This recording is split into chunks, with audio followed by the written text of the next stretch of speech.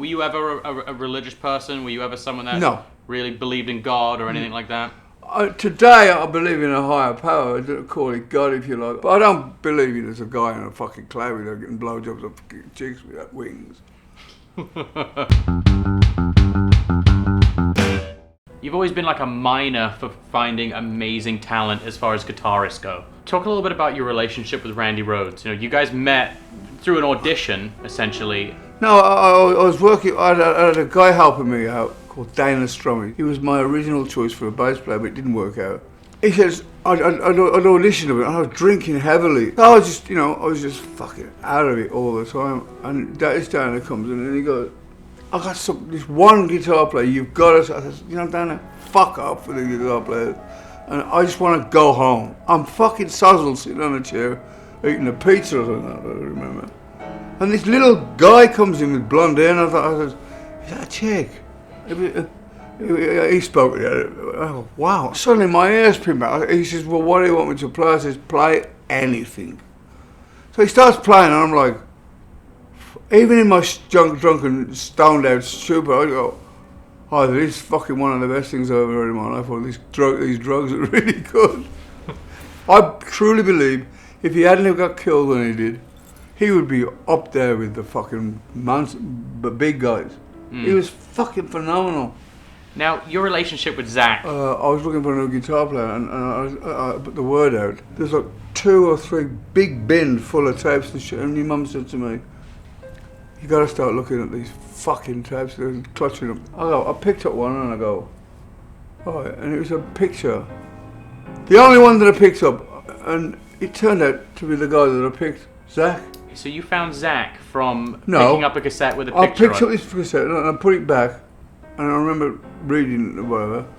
I'll get back to LA, and I started auditioning, and I was going to this Zakk, I'm going, I know you from somewhere. And I just looked at it. And he goes, oh, we've never met. And I go, I know you from somewhere. And I got back to, when I got back to England, it was him on the fucking, I'm like, this, out of thousands of tapes, the only one I picked up. Yeah. It was weird. I think it was the force. Right. Talk a little bit about the No More Tears tour, No More Tours. You were going to retire. I decided, I don't want to die on the stage at that point. I was very influenced with alcohol and very influenced with drugs. And I think really it was me saying to me, get it together, That year, I go, yeah, you're retired. Now what? What do you do? Yeah. I had no reason to get up in them, and that's why people die young. I got no routine. I could remember you obviously being away very active, and then from like 92 to 94, I just remember you being fucked up. No, you weren't necessarily fucked up, but you were but you were constantly looking for something. You bought the dirt bikes, you bought the air rifles, we got all the dogs. It was this thing where like I just felt like you were bored. Yeah. Oh, I mean, I've got a concentration span about that much more bigger than a fly. I'm like, oh, now what can I do? I've got, I mean, rock and roll was made for me, yeah. Being in a band. I often think, what would I have been doing if you hadn't been for music? I think I'd have fucking killed myself. So. I mean, when I got success, I could afford my own cigarettes, have a beer, a bit of dope, and a house and a car, and I would never ever have got anything like that. And music has been the saviour of my life. I mean, look at where we live, When somebody said to me recently, well, coming from Lodge Road to living in Beverly Hills, did you ever dream you'd do that? I had no idea. And then we did it with the TV show, the Osbournes. That was another thing. It was like.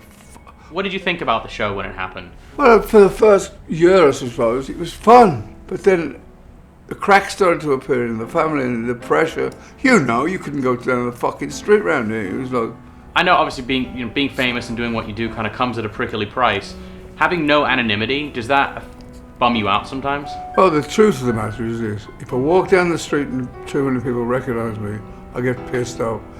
But the same thing, if I'm absolutely honest, if they don't recognise me, then I get pissed off as well. So it's my ego, Yeah.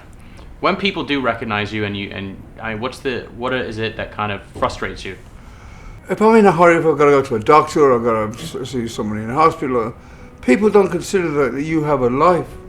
I mean, I expect the one place that really gets me crazy is when I'm having a meal in some restaurant and somebody comes up to me and goes, "Can I sign this?" Because that's my time. I'm pretty okay with people most of the times. Your mum says to me, the time you got to worry is when people don't ask you for an autograph. And I suppose there's some truth in that. But saying that, if I saw somebody I really admired in a restaurant, I would never ever dream of going, "Hey, so never." Yeah. In the media, when anyone ever seems to write anything about you, it's always prefaced with Ozzy Osbourne, the man that, bit of Dub's head off, a bat, pissed on the Alamo, all that shit. Yeah. Does that annoy you? It doesn't annoy me, but I think if one of the first questions I tell, I gotta ask this question: what do bats taste like? I feel like sometimes going, why don't you fuck up? If that's all you got to ask me, Yeah. there's something wrong. Every now and then, someone surprises me and gives me a really good question, and I go, well, that's really cool.